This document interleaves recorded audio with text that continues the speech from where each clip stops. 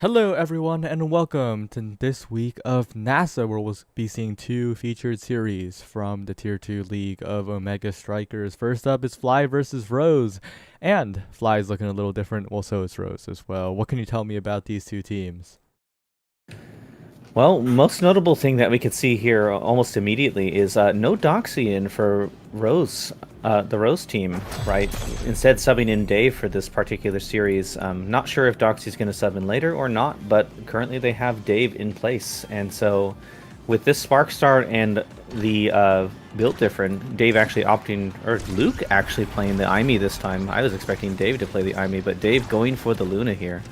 And between the solo queue demons of J-Man and Firemidin, will they be able to get past Luke's strong defense with Dave on the backfield? Or will will Flying Blobos finally be able to take their second win this season? Yeah, they're lacking Pensando now, having gone over to Nassel to save a struggling Modern Magic, but I don't know, J-Man and Firemadden, they were the duo that was promised when we instantly the dude that we thought of when we instantly saw this Flying Blobos roster. That might be what brings them to greatness here, but Twisty's being allowed to run free, and if she is having fun on the Kazan, that means J-Man's going to have a hard time, but a good dash will save the goal for that moment. Probably one of the best characters against that Asher is the Kazan, being able to just reposition the core against a goalie that would much rather have the core in their face. So Twisty maybe having the advantage in that case, especially having the size. But we'll see how she's able to take advantage of the size with this offensive pressure that Luna and Aimee are able to get. Fireman and J-Man, though, displaying some synergy on the defense this time. Really good saves against the Luna, but that's a flip. Blocked away by a single strike from Firemadden, and now Luke flips it away. Twisty gets the goal, but that block was crucial for the side of Flying Blobos. They burn an additional flip from Rose. An additional flip, and that's the power of that extra size on Kazan right there. Just being able to yoink it out of the hands of J-Man before they can even realize it and try to adjust their fire, and getting a nice goal there, even with the extra flip. Does kind of suck to have to use that with that initial parry, but with Fireman being low and being one of these two that has flips online, we'll see if they can make this work or not. Oh, and double flip used. Oh yeah, that wasted flip is tough. Now the energy economy is back to even, and it swings in the favor of Rose as the full metered Kai goes down. No more Fireman for a while longer, and Dave and Twisty are setting up the passing plays, with Luke joining in as well. A ton of damage onto Alphamy, a ton of chip damage is what this comp does best, but the primary goes a little bit wide from Twisty. The KO not found, and Dave actually sniped off the edge on the offensive attempt, and now it's actually the Flying Blobos who might be in a bit of an advantage if they could push forward here, but Alphamy is being kept low. It's a bit of a tough spot as the Firewall Sentry is played defensively, and J-Man's forced to dash. A lot of flips going to be burned in the oncoming offense, but Alphamy finds an opening, can't get the second strike, and once again, it's a bit of a stalemate in the midfield. Bit of a stalemate, and all the cooldowns coming out, and a stalemate honestly only benefits Rose. They have that team comp that loves to just jump in and take advantage of a bad situation, and the bad situations come from this damage, but Firemadden finding a great strike, gets the barrier, and now the passing play is coming in into the pendulum swing, and possibly the double kill. No, Dave survives, but Alphamy scoring a beautiful goal off the back of the midfielding of Firemadden. Yeah, really well played. This team is really showing up to be a big team play team, as we saw in their previous series. A shame that they could not win more than one, but they were against some of the toughest teams in the league, so their later schedule is going to be a lot more favorable than their early schedule, and it could start here with Alphamy getting two barriers in an instant. Twisty, no meter available, dribbling up the field, interrupted. Firemadden getting in there, but Luke jumps in to take the barrier back, and now Twisty's on a scoring attempt here, but primaried away by J-Man. So much damage with the pad splitter as well, and J-Man is playing this defense quite well. Oh, defense quite well, but getting pushed away and saying that, no, you're coming with me, Scorpion, get over here. I mean, he just yoinks him off as well as the death. And now with the 2v2, which kind of benefits Luna and Aimee here, but good defense from J-Man, good control of the core means no scoring is going to be happening, and with both power plays ending, the two flips on the side of Rose threaten to take this point with these two characters that can cross the map instantly. Oh, but Twisty hits it right to J-Man, and J-Man has some good strikes to get it out of there. Alphamy as well, hooking it away, trying to spin it away. The primary goes wide, but the pass splitter is good. The power play stalled out now as Fireman rockets to the other side. A flip used by Luke to Twisty to find the goal, and Rose will maintain a lead. Wow, what a shot there. Finding just basically the only pixel that could get by that giant Asher into the top corner.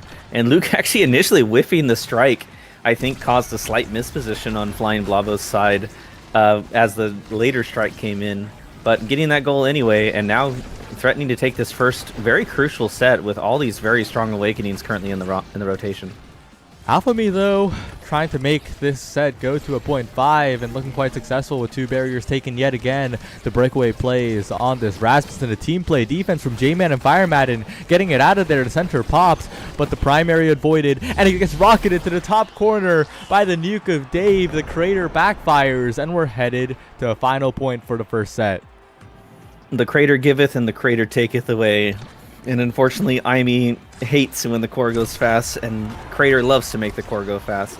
But I will say Luke has been quite comfortable on this defensive Aimee, being able to just kind of blink forward and use Glitch Pop offensively whenever he wants. And that's really the specialty of Aimee and what she loves to do. So the more Luke can do that, the more Rose has a good chance to take this set.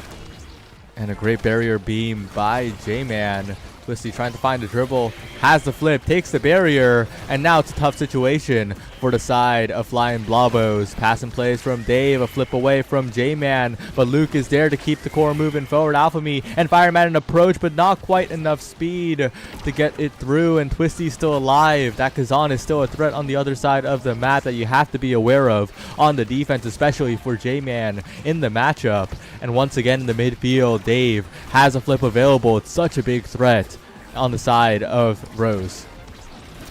A threat for not only a scoring play from that dashing in Lunar like that, but also the ability to just pass to Twisty. Twisty's been positioning herself in an open area, trying to kind of avoid damage, but also just waiting for the pass and misses the flip.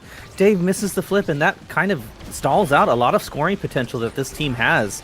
Asher is a tough nut to crack, and without that flip, it doesn't happen. But power play, Saya. Oh, and a big catch by Twisty, hooking it back right below J-Man's primary. Really noticing the habits of J-Man there on the defense and capitalizing accordingly. And that's a Luke first pick. Luke has been excellent on both sides, offense and defense so far. But this draft's a little bit strange, right? There's a lot of strong picks like that single spark for scaling with that spark start. But there are a lot of very defensive awakenings on the board here. Yeah, this is going to be a very, very interesting draft, I think, because not only is Spark there, team players there, Chrono Boost is there, actually being not even picked up by either Chrono Boost user on this map, falling completely to the wayside. Dave picking up the team player on the Luna, who would have rather taken some damage, but Firemadden having to deny that damage away from Dave by taking the Resil and now being super tanky. And just an instant death from Alphamy. Oof, the Stagger Swagger saves you in every scenario except that one. And a great shot from Dave means double barrier right out of the gate. Taking advantage of this speed, and there's the team player for the core speed as well. What a point. Yeah, after that draft, I think Rose have a very good chance of just taking it all here because it was really, really rough for the side of Flying Bloodwoods. Of course, they still get some of the tools they need, but you mentioned the Chrono Boost, right? Firemadden had to pick up that Spark, which is a great pick, but Chrono Boost and Castellas both taken off the table entirely. But maybe it doesn't even matter, or maybe it does as Twisty goes in to trade a barrier back, 2 barriers down on the side of Rose, as once again the Crater sends it backwards, but this time not catastrophically, and a lot of damage put onto Twisty. Good elusive to stay alive here, and Luke not going to let the goal go in just yet as Dave interrupting in the midfield for now. Interrupting in the midfield, interrupting Dave with the death touch, but not able to make that strike war happen. And then just a straight up kill. That extra power given to Kai with the recent patch means that he has even more bullying potential than he had before. And Luke having used strike, not off cooldown, and Alphamy just sends it right past him. That's a bit rough, but we can tell that Fly still has a little bit of fight left, right? Alphamy and Firemadden have the scoring potential if they're allowed to push forward. And we're seeing that right here. The Rasmus, although in a nightmare matchup, that layered crater actually hurts Luke there. I think the unstoppable Aimi would have had a fine time, but the crater means that there are too many hitboxes to deal with, and both barriers go down yet again. Despite the awkwardness, it is Fly who are in control now. Fire Madden so tanky with a double spark, including resilience, and J-Man managing to defend here. Really good backwards dribble to set up a barrier beam, and Fire Madden wins a raw strike war versus Luke to close out that point. Flying Blabos 1 point away from tying it all up. I would say that's Fire Madden and J-Man's like major crux, I guess you could say, is they're very good at just knowing how to win very crucial strike wars when they're able to be given the time to do something like that. And in that scenario, Fire Madden was given the time to take that strike war against Luke, and guessing correctly that that early strike is going to catch that Luke off guard, who's waiting patiently for the strike. But double barriers from Dave and Twisty here. Twisty having to run all the way back before she gets KO'd once again. But the double barriers and the flip means Rose threaten yet another point. Yeah, and right there on the defense, you mentioned it, the strike wars, J-Man patient as well, and a patient setup by Alphamy around the barrier this time. But J-Man, not quite the dash they were looking for there. Tries to predict bottom, but Twisty has a clean dribble to the top side, and we're at the second 0.5 of the day already. What a clean dribble into pop-up, by the way. Holy crap. Just understanding the idea to go around the Asher that basically covers everything Asher could do besides being patient and stepping backward. And by doing so, gets this goal. But speaking of goals, these two barriers are down already. Even with this Aimi that has unstoppable against Erasmus, struggling to find the defense is Rose right now. The Crater sends it back. Dave keeps possession though, but a good passing play on the defense by Fire Madden, and J-Man trying to send it forward to Alphamy, but a good clear by Luke through the center. Awkward spot now, but Twisty wins the crucial strike war, and Luke sends it forward, but the Giga Blast, what a great Giga Blast to keep the possession up, and J-Man's pushing all the way forward. Fire Madden has flexed to the goalie roll, and they're going to reset situation for a little bit as they try to find a pass forward, but Twisty's in their face. Alphamy trying to find an opportunity to turn it there for Luke. Alphamy still maintaining possession on the offense, but it's still not quite enough. Alphamy finally to the bottom side. No, a flip available now for Fire Madden. A weird defensive play from the side of Rose as Alphamy keeps the pressure going, and now finally a flip from Dave, blocked away by J-Man as Alphamy doesn't have a strike for that one, unfortunately. Fire Madden has a flip available, trying to find an opportunity to send it forward, and a bounce shot perfectly angled to the top side. Fire Madden knew exactly the angle that was necessary for the goal. Both necessary and a bit of a fake out. Luke using the glitch pop to counter the pass to Alphamy, but it was never a pass at all. It was just pointedly a shot on goal that Luke did not see coming. And Luke has been seen basically almost, I would say almost every play from Flying Blabos coming by being in the right spot with the blink, by being in the right spot with the glitch pop. But being juked out by that one thing means this Kai now has 3 sparks, and Catalyst goes to Alphamy. This draft, I think, has gone in the favor of Flying Blabos. Yep. Unfortunately, the 4th spark is lost here, but they will definitely take 3. A lot of raw stats coming out, especially that speed now on the table with the additional stagger as well. This Kai is never dying to conventional measures, as a perfect form is going to be so useful for J-Man. Flying Blabos get a very valuable draft here. They lose both barriers, but in terms of raw power, they are in the driver's seat.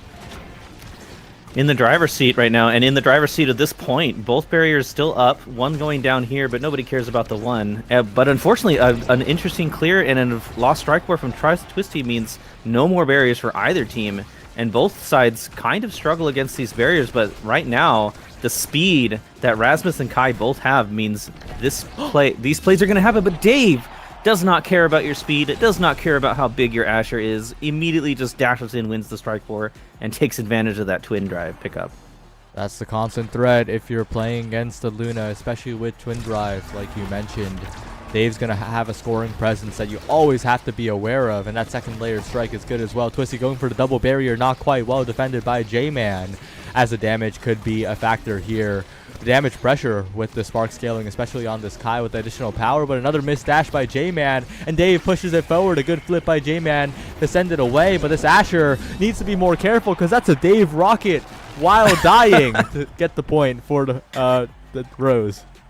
The fadeaway rocket to score the goal, and Dave, I think, got a little unlucky that the path splitter actually got the KO there because it stacked the knockback from the pendulum swing, leading to his death. But it didn't matter. Throws the rocket, you know, the Kobe fadeaway, and just gets the score anyway at the end of the day. And still maintaining some good strike wars here, but Alphamy pushes forward, tries to change their fate in this point, because so far it's been a 2-0 lead for Rose here. And if you're flying Blabos, you must be sweating a little bit. It's looking prime for another set, but a good pendulum swing, a weird strike loss from Luke, means that Alphamy is pushing forward, tries to go for a hook strike, but defended away still as Alphamy, Fireman running forward. Dave saves it away, but J-Man has had some amazing passes to transition to the offense here, and that one is no different. Still a tough spot though. Alphamy might be forced to use Flip soon, and with Catalyst, using Flip is probably good, but a little bit wasted there. The trajectory predicted, but the prediction was a little bit incorrect. Alphamy still pushing forward, and Fireman trying to beat the turret, but the defense has been so good from Rose so far. Oh, that was a crazy play from Twisty to swipe the core out of the primary from J-Man with the pop-up, and because of that gets the barrier, and now they threaten all these plays, the hook into strike, the core speed from the crater, the flip now from Dave into the bottom corner, nobody covering the angle. Dave seeing it and using the flip and the team player to just get all that speed for a very clean 3-0 from Rose there. 3-0, they're looking for some more, and Deadeye does appear on the table here. Hotshot also an interesting awakening for the Luna that we see to great success, but it's probably the Deadeye. No, it's the Egoist. Sorry, my bad. Denying Egoist Catalyst is very important here to prevent Alphamy from taking over the game.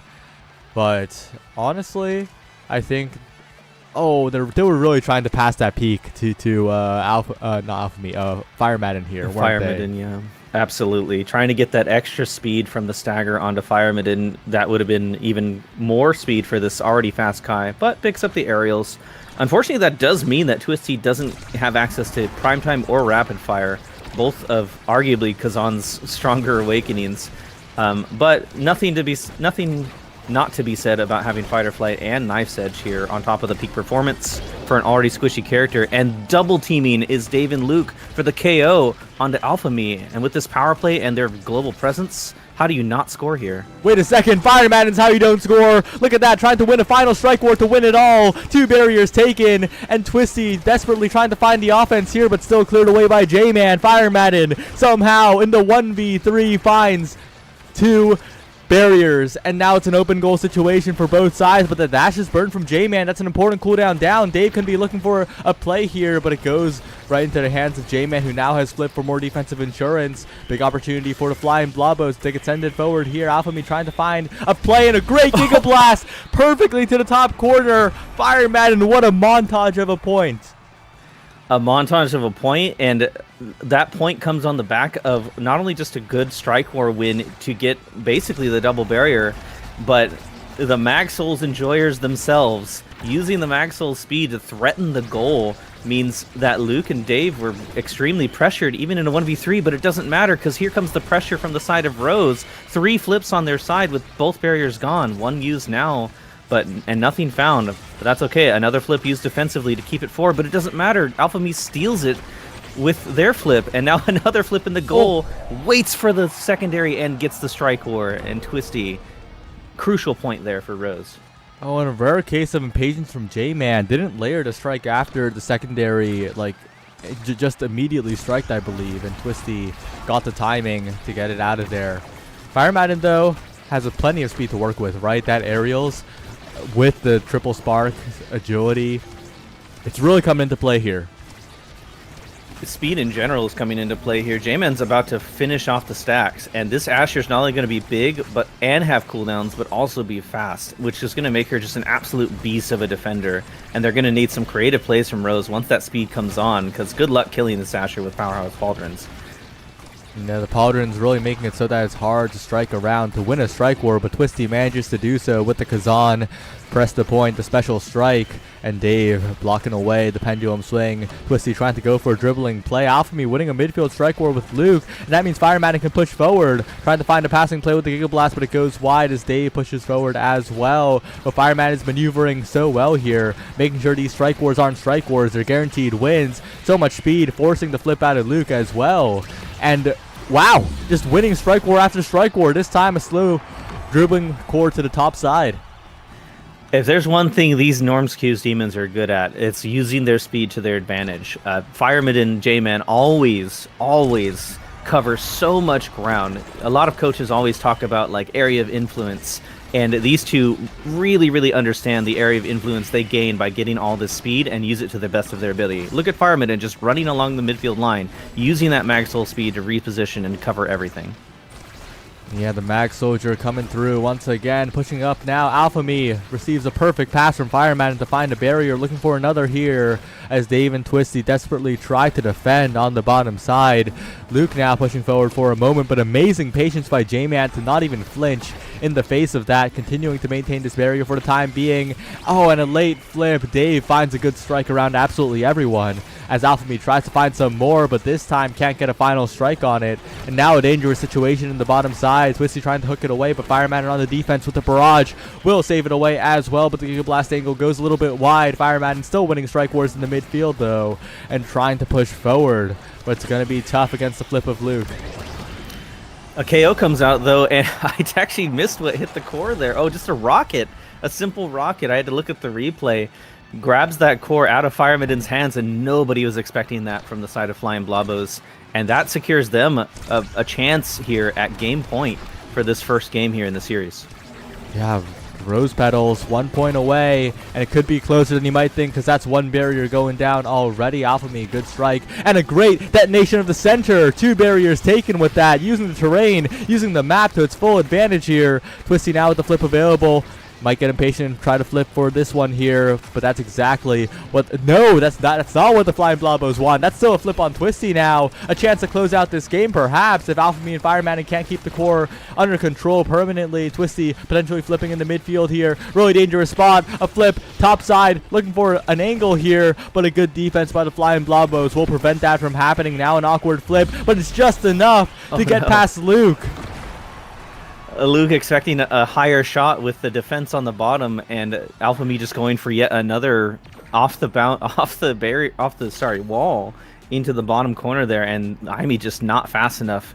Aimee probably the only character in this game that doesn't have speed waiting for her at beck and call, and not much here for her to do that either. But with Timeless up, probably going to grab that instead. 1-2 punch going to Firemaden, interesting. Maybe even going for extra damage. With all the power that he now has with the Sparks. A big weight here for the team of Rose, though, to make sure that this Kazan gets another size and more stagger to pair with that peak performance. Super Surge going to the Aimee, and Prize Fighter going to Dave. Wow. They're really just looking to try and make this pressure happen even more as everything gets dumped on Alphamy there. Yeah, that Super Surge is really going to unlock Luke Cyber Swipes here. But it's still a tough spot as Alphamy goes for a second strike. It's absolutely blown up in the corner. And although Stagger Swagger is great, if you're already low, it doesn't do too much. Fireman, on the other hand, just has a lot of raw stagger. So that guy's going to be surviving for a little while longer, it feels like, as Alphamy. So much speed with that explosive entrance, actually. A really valuable awakening, just like how Chrono Boost is sometimes prioritized on the Rasmus here. And that additional speed on the team might be what Flying Blobos needs to close out this game. A Sad Boys angle from all the way over there. That was a really far one. It's usually the up close ones that are Sad Boys. It's so much harder to hit that Sad Boys angle from there, but unfortunately now Dave is gone off the pitch.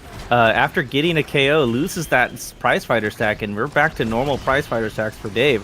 But Alphamy and Firemaden not able to use the speed against this slow Aimee to get that barrier, and that means everyone is back up. Now forced to use the flip to get this here. Firemaden's flip coming up, but the strike pass means no scoring opportunity just quite yet. And another, wow, just another shot around the barrier. The Rose Petals struggling a little bit, but this time it will be the top spin. And an amazing shot by Dave with the team player in overtime to close it out. A little unfortunate, they missed the barrier twice, but on the third time they immediately score. Third time immediately score, and off the back of this extremely high-powered Luna with team player means immediate red cores permanently, basically, with any strike from this extremely powerful Luna. And if they're able to get any more stacks on this prize fighter, it could spell curtains for Flying Blabbo's opportunities. But a good pass from Fireman off the flip to try and save their life also gets a barrier in the process. Yeah, I think that was a creative pass by J-Man, because although it took the barrier, that could have transitioned into quick offense for Alphamy. Unfortunately, it didn't work out quite as well as they expected. They still have a barrier, though, and Fireman is pushing forward. Alphamy trying to get into position here, but a flip by Luke will put an end to those ambitions. As once again, Fireman in so much speed to work with, but can't quite get past the double defense of Twisty and Dave for the moment. For the moment, but Asher being forced into that top position means the not as defensive Kai is forced to take that 1v1 against the Luna, and Dave wins it with that twin dash dive, and all the defensive options now coming out from Rose Petals, but it's still on their side. But good defense from Luke, good strikes to just keep it in possession. Almost finds that snipe too to get it in, but not quite. And now kind of resetting to neutral here as everyone's trying to set up for their next opportunity.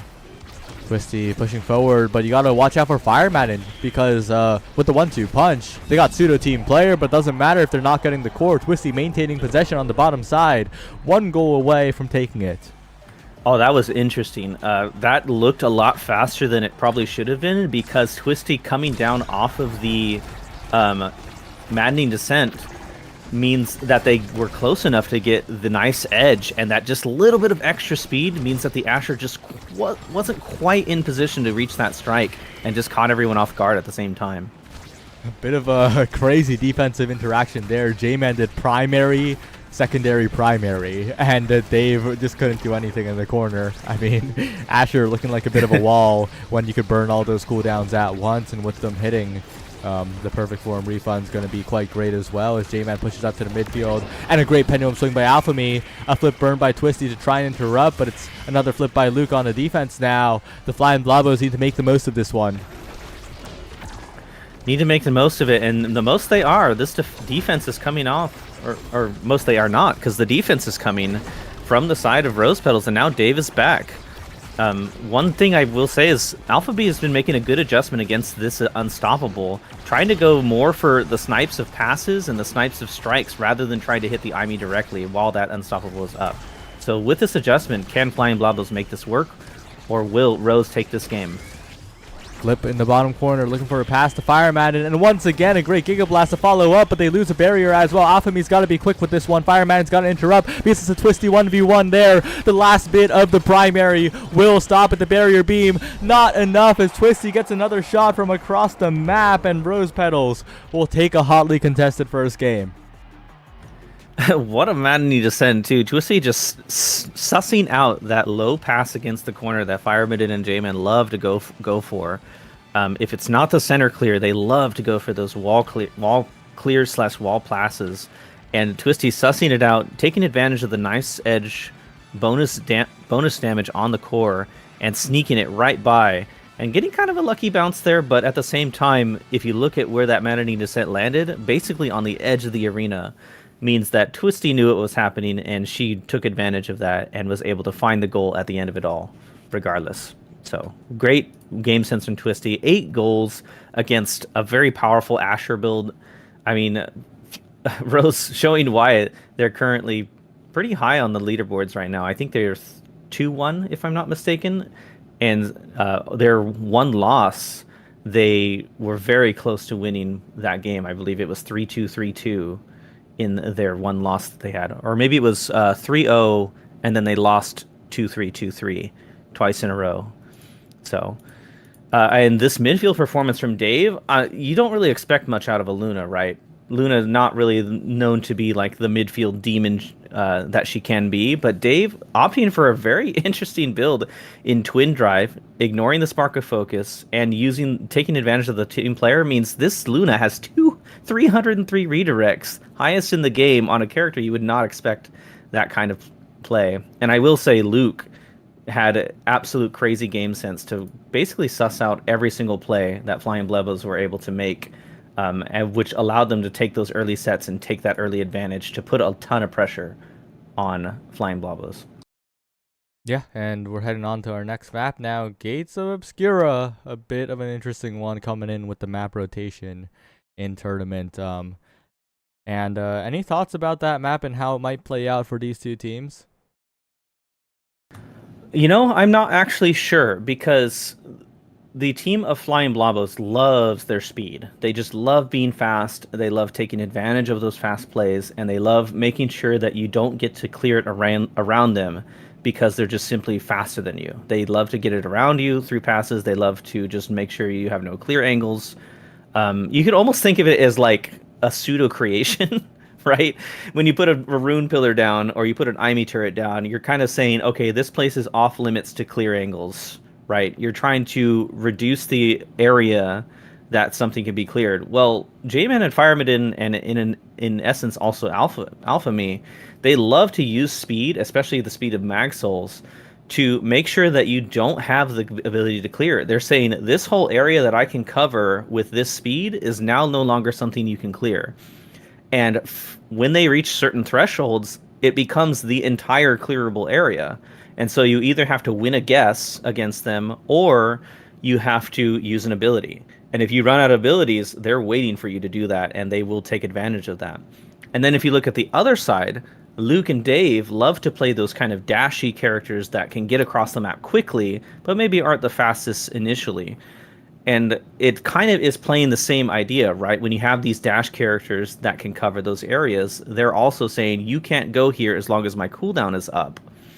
So they're kind of playing the same game with different goals in the onset of it all. So on Obscura specifically, I personally think speed has a higher advantage, but with the portals, you can have some interesting dash plays, passing to yourself via the portal, setting up good Imi positionings. I would assume an Imi is going to come out here. In fact, I actually do see one in the draft currently. And with the Imi rune, they are creating. It's time to create, Saya. And Runa pick that has risen up in terms of, I guess, perception in recent times. Of course, received a few buffs, but in general, Rune considered a top tier midfielder at the moment. Of course, not the type of character that's pickable in every situation, but a character that is incredibly good in the right situations. And on Gates of Obscura, with this start, this might be a right situation right here. The hot shot start, it's eating good for Rune. And like you said, he's become quite a good midfield pick lately. I think it's because he just has the ability to influence. It's kind of similar to Imi, right? Not very many characters can influence the core from a different position and be able to hit it any direction they want, right? Imi, one of the few. She has both of her abilities. She can do that. If you do dash strike, primary, her glitch pop can hit it any direction you want as long as you position it correctly. Same thing with rune pillars. Rune pillars can hit it any direction. They're also near instant cast, so it catches even the best players off guard. You basically have to always wait if you think rune is in range, or you're going to get your core stolen from you from a properly placed wind pillar. And then at the other end of the thing, it's a creation, right? You get any size on the creation, or just even put it in the right spot, and you've got no clear angle anymore. You have nothing, and Rune could just stand in the spot that you have to clear it to. So just overall, a very strong pick. And then all of that to say, at the end of it, he still has Banish. Banish is a crazy tool to just get free scores on an unsuspecting goalie. Just a really good character that has seen so much more play. Yeah, it does require quite a bit of proficiency on the character to power it to its full potential, and Banish really a threat in terms of stopping offense, as well as we see it come out in the goalie position for Luke. With that hot shot, it is going to be so difficult to deal with if Luke can get good timings on the pillars. But Dave and Twisty going to try to make that not even a factor here if they can push forwards and create offense fast enough here. Create offense fast enough, but I will say Firemiden getting, I think their, or not Firemiden, J-Man getting, I think their most popular goalie pick is in the now.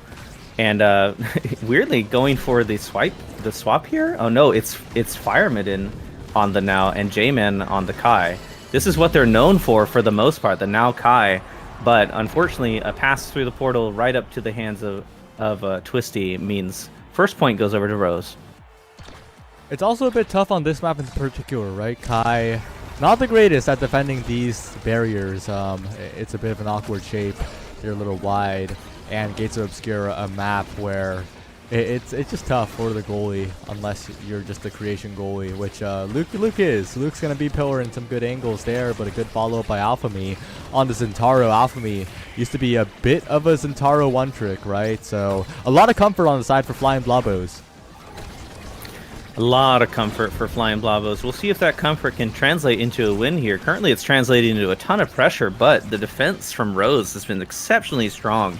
And this Kai, like you said, is going to have a lot more trouble. Double creations in his face against a character who really only has one decent cooldown to try and deal with these cores. But a great flip into the portal means basically a free barrier there. And now double flip from the side of Flying Blobos means they take it here with using 2 flips, but it's getting them a point in this set.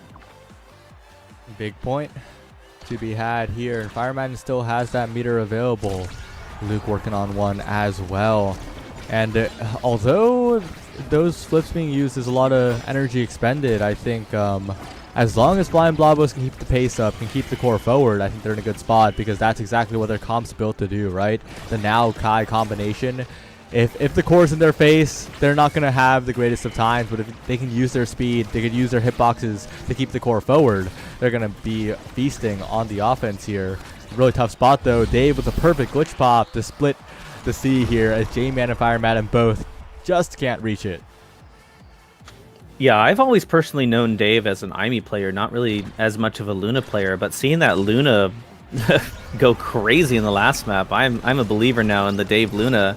And now Dave getting that comfort pick. I mean, this just looks like a game of comfort picks, right? Alphamy getting the Zentaro, Twisty getting the Kazan, Luke getting the Rune. I'm pretty sure I've seen Luke's Rune quite a bit, even before Rune was like the quote-unquote meta pick in a way. So everyone kind of on comfort here, and it's battle of the comfort picks in this. But I think the creation team is going to have a little bit harder time on the early onset against the speed. But we'll see which team can scale as the Awakenings come into play. If there's one member of the team that might not be struggling, it's probably Twisty, right? Has leveled up past level 2, so does have both forms of the Kazan. And forget about Twisty for now. A good elusive by Fire Maiden prevents him from getting banished, passing the rune check here as Alphamy and J-Man push forward, trying to get the barrage, trying to find some offense, but just wide. They do have 2 barriers still though, and a great pillar off by Luke will send it away. A core stop by Alphamy for the moment, trying to find an offensive opportunity to the bottom side. A flip to the top side from J-Man will send us to a 0.5. And how many 0.5s have we had in this series so far? I think at least 4.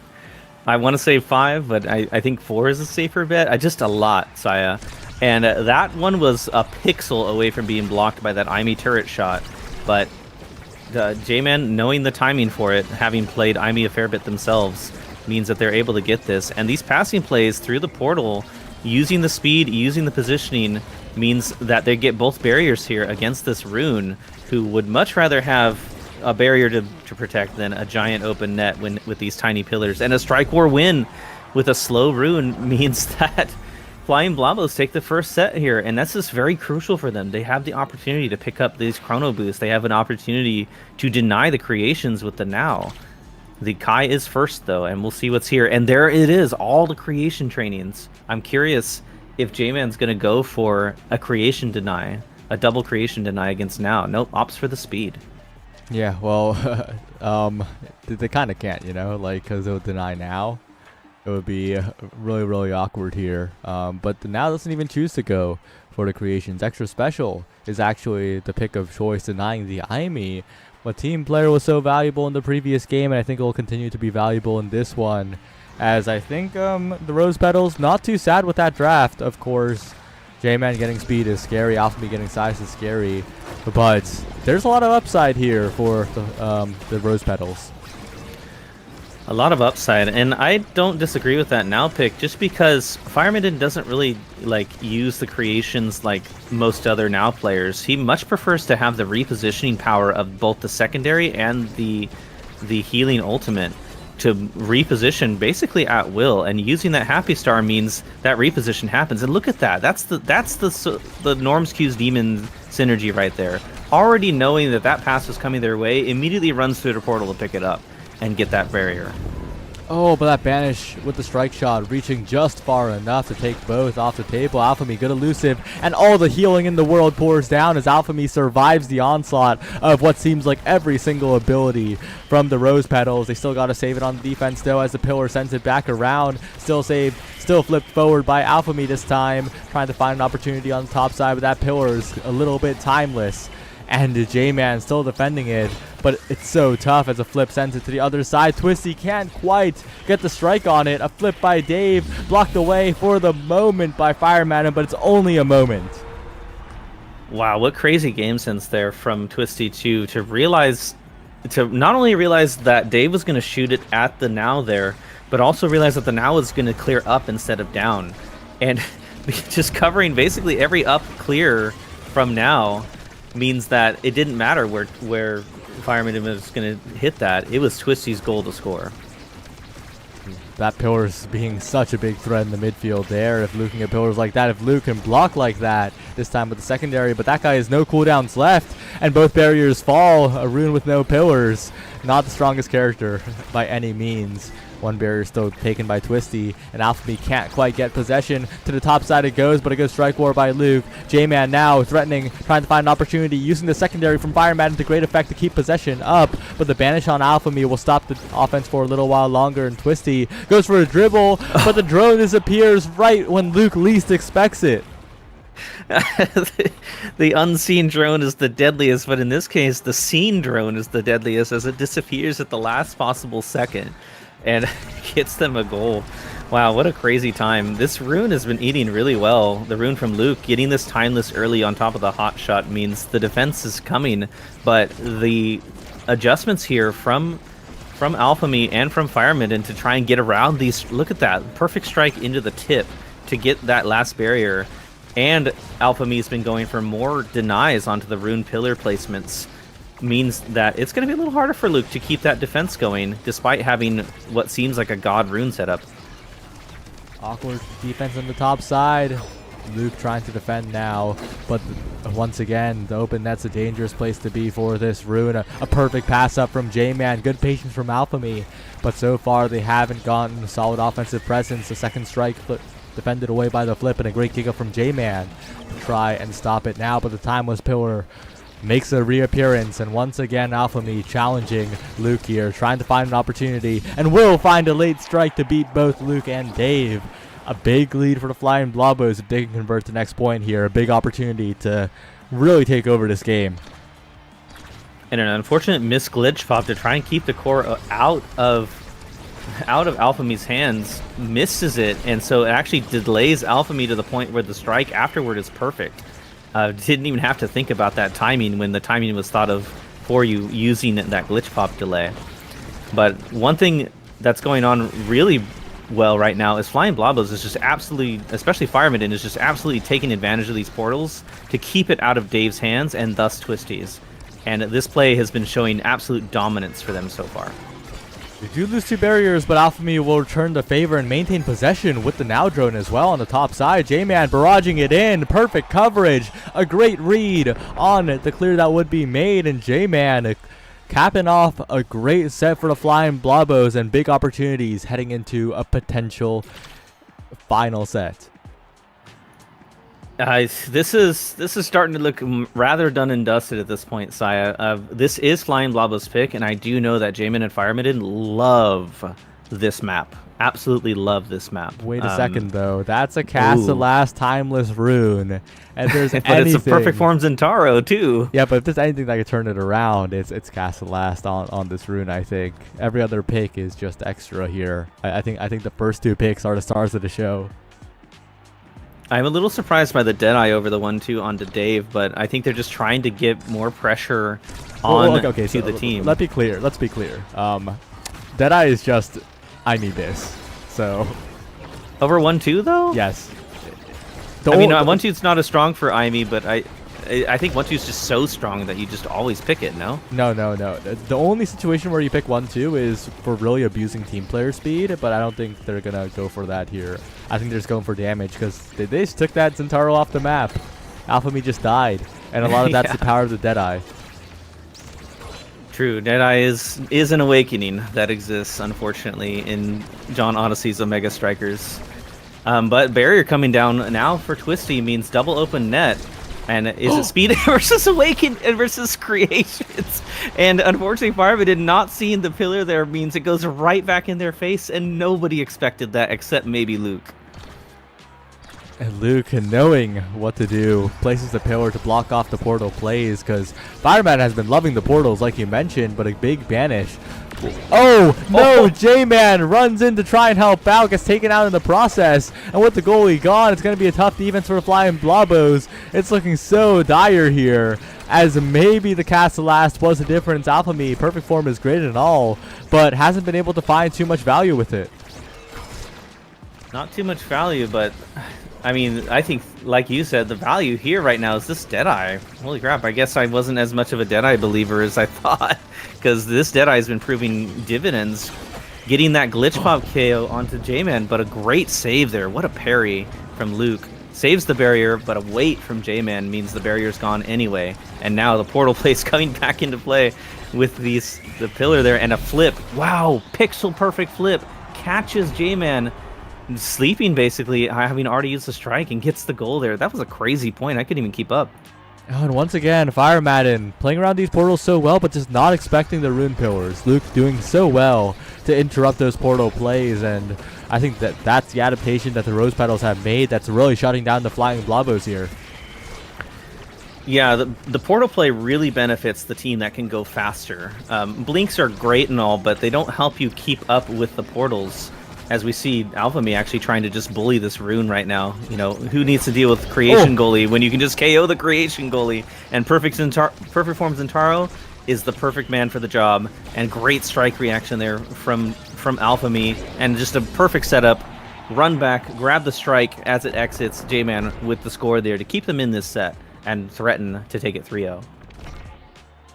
Well, it looks like Dave's damage is a big factor, but so is Alphamy's. If they just kill the goalie, like you said, no creations to deal with in that case. They might be going for it again here because perfect form. No, just raw strikes from Alphamy. Almost gets the entire goal as J-Man barrages it in. Beats Dave in the 1v1. And Flying Blobos, they look down, they looked out, but they make a quick adaptation and they're at match point.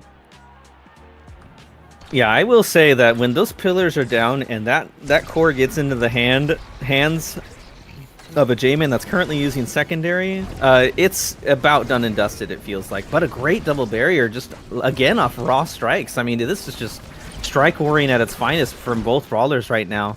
Means that they threaten to take this set and keep Rose Petals' threats alive and just keep them alive in this set and series. Yeah, Rose Petals currently 1-0 up, so not a must win, but they really would not want to lose here.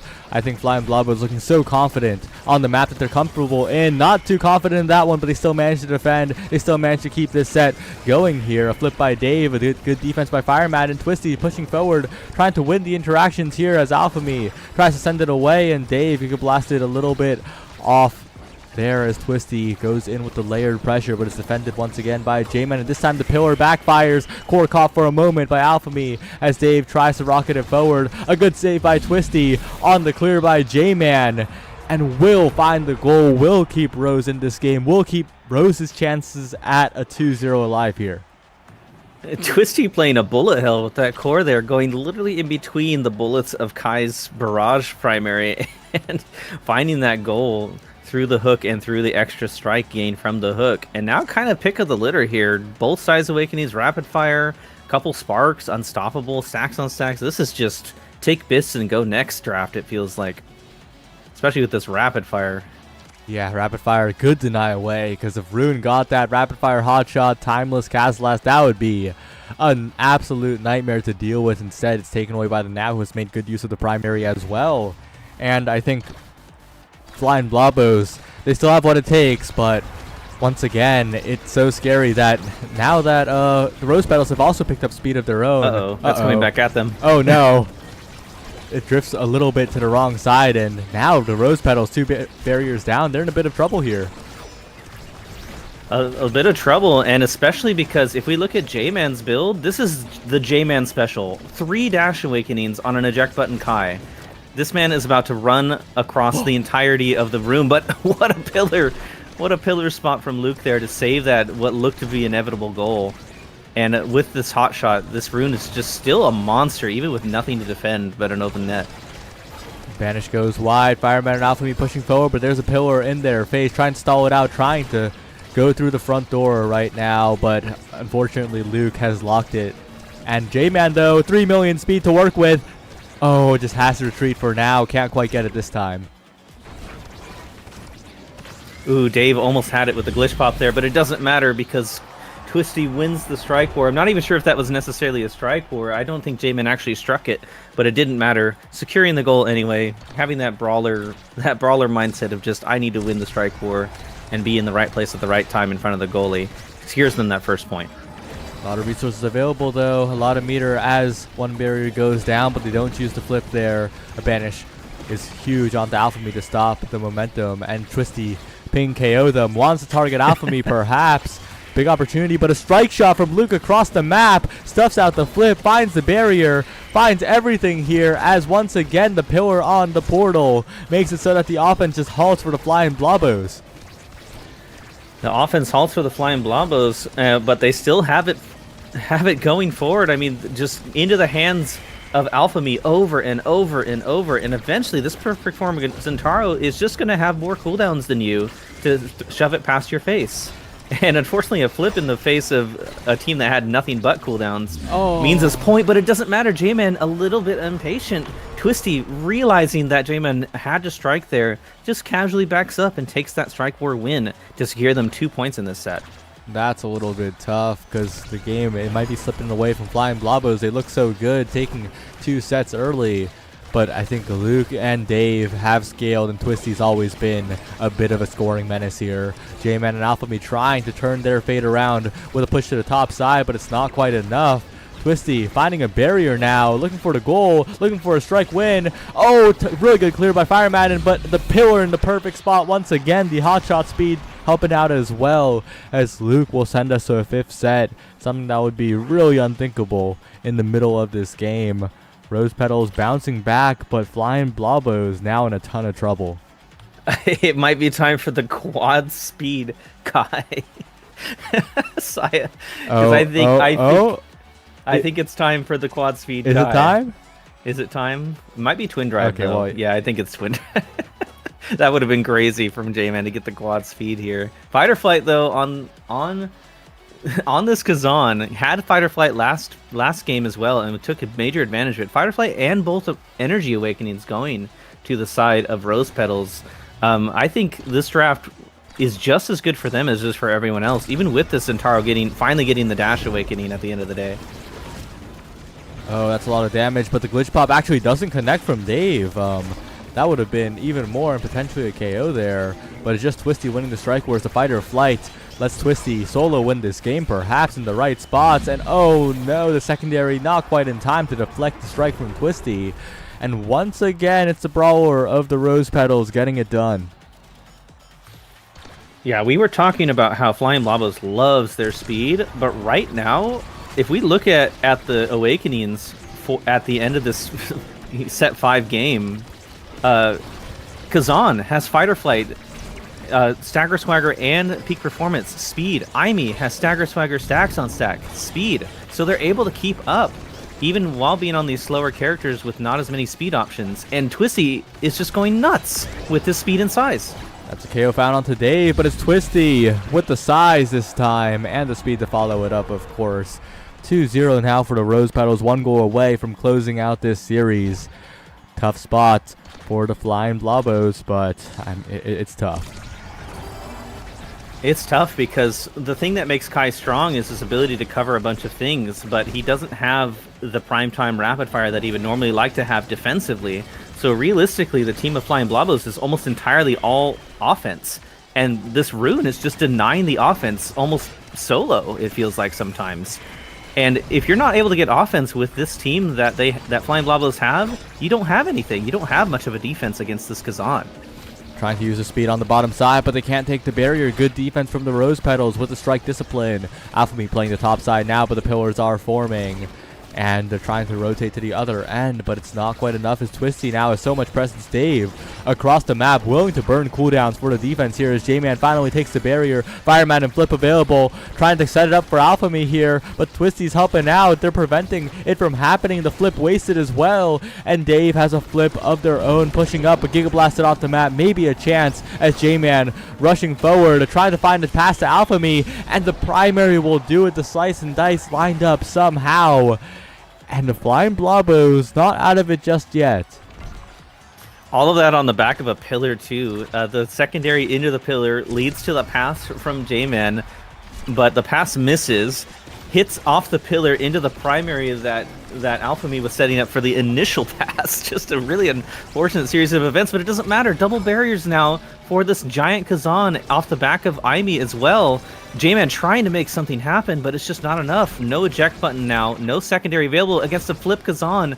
Wins the strike war using the Giga Blast, and unfortunately that is a dead now on a 0.5 or 0.4 situation, using the flip to get there, but not able to make it work, and just a no-win scenario right here. Yeah, just that was basically the most the most savable goal, Saya, as Kazan had 3 opportunities with the flip right in front of a Kai that had no cooldowns. That's tough. They were really going all out to try and turn the game around, but in the end, the Rose Petals hold on, keep a barrier alive, and like you said, create an unwinnable situation with the 1v1, with Twisty having all the resources in the world. It was close. Flying Blobos almost had them. And once again, it was to set 5 games, right? But in the end, the Rose Petals hang on. Yeah, and these stats are like, once again, a Twisty sweep. I mean, 9 goals is just crazy. On top of having 163 redirects on the brawler is just crazy. I mean, Kazan one of those redirect brawlers, but still. But these redirects really speak to kind of what was going on in the game, because the defense on the side of Rose Petals was so much easier once they were able to just get that double bis onto Rune. They were able to get the hot shot and the timeless, and that really started feeling like almost an inevitability of the end of the offense for the side of Flying Blobos. So the Flying Blobos were able to make it work in later sets, but it eventually just proved too much once the adjustment was made from Rose to deny the portal play, to gain speed through awakenings, to try and match that speed. And then once that defense was in order, and the pure offensive side of Flying Blobos was kind of running out of steam, it almost felt like an inevitability towards the end of it. Well, with that, we're going to head to a bit of a short break before our next series. It's going to be Pass versus Ember, and that's going to be a good one. Ember's Flame, a bit of a unfortunate record, trying to turn their fates as they continue on in the season. Pass, on the other hand, 2-1, maybe pushing forward. So we'll be right back. Don't go anywhere. We'll see you soon.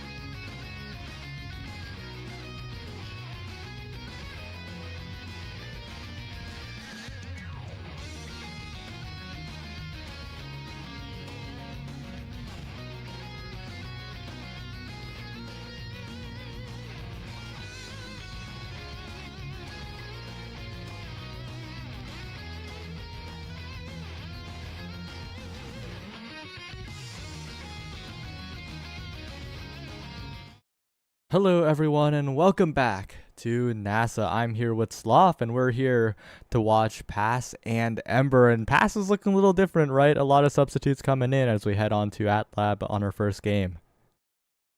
Yeah, quite a few coming in, right? We still have Coin playing as he is part of the main roster, but we have Winter Freezer and a Blank coming into play for them. So gonna be curious to see how well they're gonna be performing today, right? It is a arguably pretty important matchup for both of these teams, both of them doing pretty well and competing to be within the top of NASA, right? So having a match like this, we feel that with subs can always be a bit scary, but I'm sure we're in for a great show either way today. As we head on into the game, it's a rapid fire timeless start. Everyone going rapid fire. Not too surprising given the picks that were made here. Jay getting the former One Trick, the Juno, a character that they're very comfortable with, and Wisp getting the Aimi, a character that is Jay's other best character. So the draft kind of being left wide open for Ember, it feels like here. Yeah, most definitely. They get all the prize that they want, and they also get characters that really work well with rapid fire. Now, everyone kind of works well with rapid fire, but I feel like especially characters like Juno and the Amy have so much more extra value to those picks when they do get that cooldown reduction on that primary. But you can already see the value from those picks coming out as Zert finds the first goal of this game as well.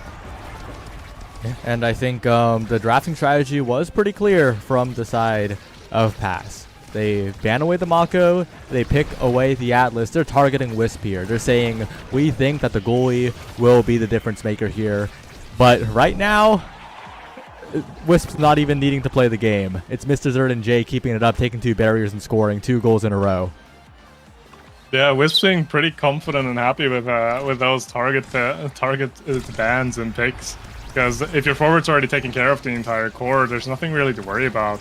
Nevertheless, though, I still feel like Amy is a beautifully strong pick on a map like AtLab, because the turret has so much value. The glitch pops can interrupt basically any kind of play, not to mention the cyber swipe as well, that can reach basically the entire map and just create some extra aggression. As we can see right now, as Wisp jumps up, not even needed here though, just being a very strong presence as Zert finds a quick and nice strike into the net, and that was... How long was this set? Might have been the fastest set in league history. That was ridiculous. And now, taking a look at the draft, what picks do you think will be prioritized here? Of course, Fighterfly and Primetime are what my eyes are drawn to immediately. Yeah, most definitely. Primetime together with that rapid fire is going to make sure you have that primary basically whenever you want it, and Fighter Flight giving that much needed mobility. I am a bit surprised that an extra special is being picked up by the Atlas here. I don't think they're going to run into issues of KOs, at least as of right now. But other than that, Chrono Boost Kai, Egoist on Juno, and Unstoppable on Erasmus, I think those are all pretty expected and also pretty good for the individual characters. Oh, early barrier take here as Blank with the barrage barely gets it around, finds the barriers, and maybe their fates are turning around. Maybe Pass has it back in to maybe turn this game around, but it's going to be tough because Wisp has set down a Fireball Sentry to lock down the bottom wall. No dribbling plays out of there, and Mr. Zert and Jay are approaching, but Coin getting it out of there. The center blowing it up as well, but Blank is low. Didn't get healed enough, but Mr. Zert also getting targeted here. A potential KO could swing this game completely around, and Coin gets one first onto Jay. They do find the KO, and now they're going to try to make the power play work as they're running up, and Blank finds the strike through Wisp there. I feel like the start of that set, again, was another statement goal as well, right? The double barrier stopped pretty fast on the side of Wisp. Was Pass trying to make a point and saying, hey, look, we're still... Maybe the first set wasn't that great, but we're here to compete, we're here to win. And then able to find the goal in the end is obviously huge value for them. Mr. Zert, though, continuing to push forward with the Kazan offense. Plenty of abilities to try and stuff it through as Jay finds a really calm passing play, but a good strike war win by Winter Freezer will get it out of there for the time being. Mr. Zert now trying to 1v1 in the bottom corner yet again, but Blank barrages it forward. Oh, still an awkward midfield play by Pass. They can't get a good strike onto the barriers, it feels like, as Jay's helping out on the defense as well. Yeah, the side of Ember's Flame is doing a really good job striking properly there, denying any kind of proper attack, as Blank now also gets rather low. Does have 3 of 8s to his name, that end up using one, but Zerd patiently waits it out, finds the KO, as his barrier does drop on the side of Ember's Flame, but the power play is still very much alive. Jay running up with the blobs, Winter Freezer has to use Flip here to defend it, but an Amy turret coming in as well to add on the force. Winter Freezer finds a clear towards the bottom, but Zerd is still very much up front, but a huge KO on Wisp there for the power play for the side of Pass now. Can they actually find a second goal here, though? Jade is used to use the flip as well, but Coin denies the clear pretty swiftly and hits it right past Jay. Oh no. Out of all the random times to get knocked off the map, I don't think anyone expected Wisp to go down on the offense there. It was a good try too, right? Wisp was trying to help secure the goal, but a bit of catastrophe for Ember's Flame, as now Pass are in the lead quite a lot. Yeah, a 2-0 lead obviously is massive for them, but although you do have to keep in mind that they are making up a 1-0 deficit in sets, but Coin with a beautiful strike in between both of the barriers is going to be able to find both of them, but immediately returned by Zert to just answer that, as we're now playing open goal versus open goal. It is still very dangerous though for the side of Ember's Flame, as Coin has Flip soon, which he will obviously be able to make use of against Wisp, trying to set up, trying to get that pendulum swing to get it past Wisp, but not quite able to find the angle just yet. And a crucial slime by Jay prevents a goal from Coin. That would have been a textbook Rasmus goal if it hadn't happened. And a perfect glitch pop. Wisp on the offense, looking good, maintains a flip as well, and the energy is high. Wisp and Jay looking for flips, but all 3 members of Pass on flips themselves. Yeah, and they gotta make use of those flips, right? If they can use 1 or 2 flips to get both of the barriers and then follow it up with a score, that'd be perfect. But instead, they have to use it on the defensive end to get both their barriers taken, and Wisp with a beautiful attack on that Amy, jumping up front, using the flip to score it himself, as we're now back into a 2-2. The offensive plays from Wisp are looking good so far, but they've got to keep with the defense as well. A flip burn for 1 barrier is a little bit of a rough trade, I think. They would have liked to get a little bit more off of that, but Pass has just got to take what they can get, because the game might be slipping away from them. But Winter Freezer, a strike shot forward, putting pressure onto Wisp. A flip forced out, but a flip gets a KO. That's Blank going down, and an awkward defense here for Winter Freezer as both barriers fall. Both barriers down, open the goal situation now, and power play from the side of Ember's Flame again. Blank is back on the field now. Is he going to be able to make a difference though or not? They're trying to dash forward, not quite able to find the hook. But Jay shuts down the clear from Blank pretty easily there, jumps in the way and puts it into the net to take the second set in favor of Ember's Flame. Mr. Zerd, MVP once again. Plenty of Great Awakening is going to come on the board here now. And that's a lot of Dash Awakenings on the board, a lot of range extenders, and of course the damage potential with the Deadeye on the board as well for the Amy perhaps. Yeah, most definitely. I do wonder though what the Amy is going to opt for. The hot shot being picked up, not trying to have that go down to the Juno. Juno likely going for a dash extender then. Wait. No, the team player. Wait a second. Am I... what? Yeah, I'm not sure I follow fully, right? Because my gut feeling would be at this point to try to have the hotshot go all the way down to J. Maybe there's a miscommunication there. Maybe it's just a different kind of priorities being set. But Pass doesn't really care about that draft, as they're immediately running into the next barrier, trying to get the aggression going immediately. Blank needs to be a bit careful, though, taking a lot of damage. The Atlas Ultimate coming out to save him, though. Oh, yeah, a bit of a miscommunication, it feels like, because Jay was question marking Wisp quite a bit there. A bit of clutter in the voice comms perhaps, but right now they're still looking stable with 1 barrier alive and pushing forward to try and get some more. Jay will earn the top one, and Mr. Zert's approaching for another. Blank being brought very low, and the damage pressure has been such a factor in this game, but Coin will take the barrier and give the side of Pass a chance to take this one. Yeah, Blank really just feeling the downsides of that Kai pick, right? Being so frail compared to other characters. Gets saved by the Atlas Ultimate there, luckily, as they're now trying to set up for another attack here. Zert getting rather low, almost down to 1 HP as well. Wisp has to use the flip here to defend. Mr. Zert looking for an opportunity in overtime. Brought low though, a KO onto the Brawler would be huge here, as the core speed is getting quite quick as Coin sends it forward. A KO found by the goalie. Winter Freezer taking out Mr. Zert as Blank A calm strike to the top side, unfazed by the speed, and a 1-0 lead in this set, but still a 2-0 set deficit for the side of Pass. Yeah, and the second set started the exact same way, right? Pass actually ended up going up 2-0, but weren't able to actually find that third goal. So still a lot of work left to be done, but they do immediately find 2 barriers. Coin uses the flip to take it, and now we're in an open net situation again. Blank with a good dribble on the bottom side. Jay with a flip available, but forced to rotate back. And this time Coin is the one taking a ton of damage, but Winter Freezer should have a revive ready. A lot of healing as well. Coin staying alive for the moment, but the timing's a little awkward because Coin's just going to get chipped down. And it is looking incredibly low as Mr. Zert plays some solo offense. Jay with the flip available as well, trying to pressure the top side. Mr. Zert just blocking away the flip with a strike. And Coin flipped off the map. Winter Freezer making the save, but it's a power play for the side of Ember's Flame. You're going to have to try to get a good setup going here. If you're just trying to run into the Atlas, you're going to have a pretty bad time with the Solar Expanses, with those primaries as well.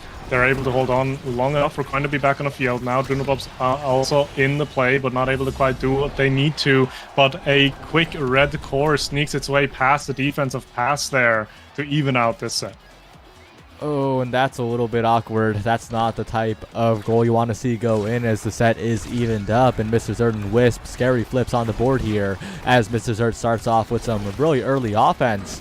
I think the big factor really is if they can put damage on Mr. Zert, because you know the damage is going to be coming out from the side of Ember with the Aimi in particular. If they can chip down Mr. Zert and maybe get a trade KO back, that would be the best outcome for the side of Pass. Definitely be the best outcome, but not going to be an easy task because you're playing an Atlas Kai Rasmus, right? You're not necessarily going to be having a lot of damage output. Now, whereas it is possible as they're doing it right now, they're coordinating their abilities pretty well. It's still going to be a bit difficult to then find the confirm on that kill, especially because the best confirm that you do have is the Rasmus hook and maybe the Kai Barrage, and Coin right now fighting for his own life, trying to make sure that he's not the one that gets KO'd here. Oh, but he indeed is the one who goes down instead, and Mr. Zert has regened all the way back. Jay with a primary to find the kill, a flip for good measure, and Winter Freezer. A bit of an awkward offense here from Ember's Flame as the respawns come in now. And Coin takes a barrier. Ember's Flame misplay the power play. The 1v3 situation finds nothing. And now it is Pass's turn to try and find some offense. They do have the momentum that they need. A lot of abilities are on cooldown on the side from Ember's Flame, but are they going to be able to really get an attack going as Zert is doing such a good job just shutting down any kind of forward movement from the core there? Blank down to half HP. Needs to be a bit worried as well because, again, the damage output can come by so fast, but the primary still catches the core from Winter Freezer there and bounces it directly into the goal of Ember's Flame as Pass is now 1 goal away from taking their first sets. But again, we've been here before. Yeah, Ember's Flame has managed it before, and Wisp is standing still. Did something happen network-wise? Well, it looks like we're going to a bit of a pause. Both teams aware, and we're waiting. As the game state, though, I think still in the favor of Ember's Flame for this point, at the very least, right? That flip available on Wisp is important defensive insurance and offensive potential. On the other end, a lot of meter was burned by the side of Pass on the other end. Yeah, most definitely, especially considering the fact that Wisp, once he is back, is going to be able to just pick up that orb to instantly get the flip. And I feel like as well, just awakening-wise, right? You do have the hot shots, the rapid fire, the team player on the Juno, basically primaried every 2 seconds on Zert, together with the fact that he also has a fully stacked stacks on stacks. I feel like the gameplay is just going to start getting a bit too fast for the side of Pass to handle. Especially as we're going to slowly go into overtime here, sadly. So it's really not going to help their case to try to defend against this Amy Juno. Just asking for what updates on what's going on here. Oh, okay. Oh, it looks like we're back. All good. And with it being overtime now, it's also a game state that's going to be really favorable for 2 characters. The Juno and the Atlas, right? Yes, insanely, right? They thrive when core goes fast, especially together with the extra power that they can bring, right? Having red core on basically all of their abilities just makes them so much more useful compared to other picks here, as the core bounces around, sneaks its way through basically everyone. Wisps does have to use Flip there, tries to get an attack going, not quite able to take the barrier though. Winter Freezer doing a good job defending, and Blank finding a huge Giga Blast to get a KO. As we're now in a power play situation for the side of Pass, they need to find this barrier very, very quick here before Zert is back on field. Zert is coming back up though with a beautiful glitch pop from Wisp. Will take that second barrier though. Shot to the top side now, Mr. Zert. Oh, sends it right to Miss Winter Freezer's face. You had to think that there was a shot there, but it's still an open net. A big opportunity in overtime as the core goes around the world, but not quite enough. Blank taking a ton of damage and doesn't catch the core with the flip. Needs to run away, needs to stay safe as Coin pushes forward now, but the flip goes wide a little bit early. But Coin will still rocket the core forward, will still take the barrier, and Blank will flip it in. A pass hold on just enough to find the set and bring themselves back into the game. Yeah, and it's going to help them so much as well in terms of Awakenings. Blank has a single spark already. Maybe there's going to be another pickup for him so he can start stacking here. You do have the Spark of Resilience, but I feel like you're looking at some of the other Awakenings here as well, like the Peak Performance, like the Knife's Edge. Timeless likely going to go towards the hands of Winter Freezer here as well. Yeah, my eyes are a little bit on that Peak Performance. It's going to be useful, but it's a Spark instead. The additional stagger going to be so valuable when everyone is flying off the map. And Big Fish, perhaps the pickup for this Rasmus. A little bit of stagger does help in the survivability. And both brawlers getting size will help with their scoring ability. It's going to be an interesting one in the next set, but I think my eyes are on that Knife's Edge from Jay. The additional speed will help out the Slimes and additional power as well. So we might see some Slimes racing to catch the core. Well, definitely, they're gonna go really quick trying to get themselves set up properly. I do feel like, though, the side of Ember's Flame needs to find the win in this set, because if they're not able to, and they are going into a set 5, it's likely that Blank will be able to find another Spark, and at that point, it's going to be so difficult for them to play against a triple Spark Kai. So they need to try to do everything they can just to use their abilities to get the Strike War wins, to finish the game here. Otherwise, they're putting themselves up for quite the challenge. Mrs. are trying to do just that, but a horizontal dribble barrage from Blank just stops the core in its tracks, finds the clear, finds a save, and now Coin in a bit of trouble, taking a lot of damage, but does have a little bit more stagger to work with. Needs to get out of the center area though, and Blank, of course, way tankier than before. Trying to find a dribble is Coin, looking for an opportunity, but it's actually a combo from Jay, taking out the brawler of Pass, and the core speed now picking up. A bit of a threat on the other end. The open net could be under a bit of danger if Winter Freezer can get a good primary here. Most definitely, Winter Freezer being able to hold on to that barrier though for Coin to be back. Coin almost immediately tries to get an attack going, but an unfortunate bounce around the expands will take the second barrier as well. Zerd needs to be careful, but no, he does not, as Winter Freezer does not hit the primary just right, and the core bounces into the goal. That's not what you want to see. Yeah, well, as we head to another point, it's still Ember's Flame favored, right? They have the meter available. And, of course, if they can get points like that, it's so good. Mrs. Zerd find the fake out. Trying to go for a second barrier is Jay. Unsuccessful as now Coin pushes forward, but can't find one barrier on the bottom side as both go down. Big opportunity for Ember's Flame, defended away by Winter Freezer. But they have an open net on the other side. They have a power play on their hands, and are looking for a clean closeout to this point, and Jay will strike it in.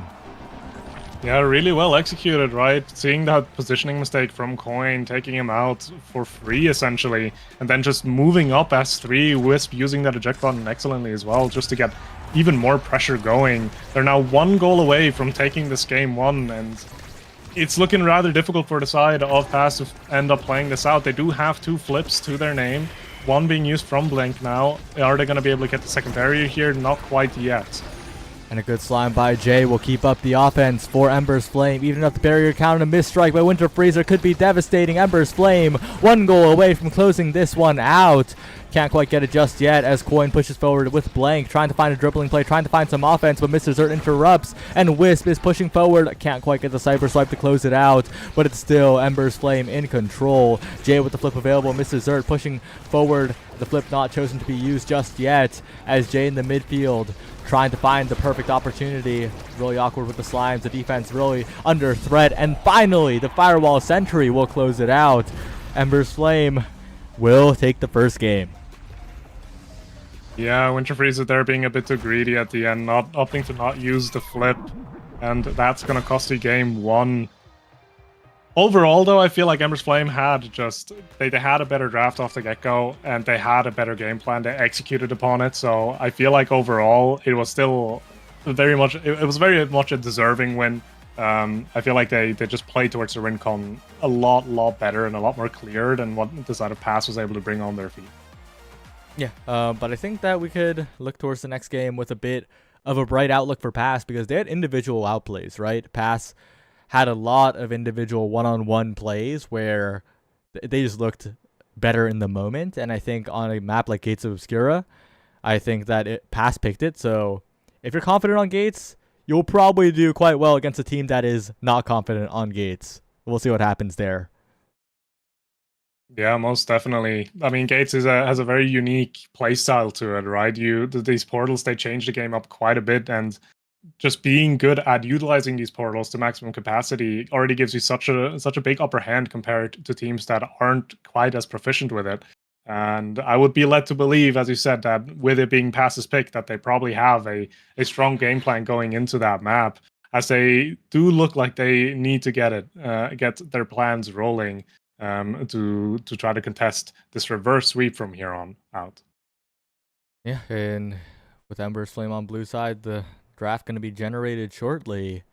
What do you think will be the goalie picks? Because generally, right, melee goalies are often seen on Gates of Obscura, but do you think there's going to be anything a little different?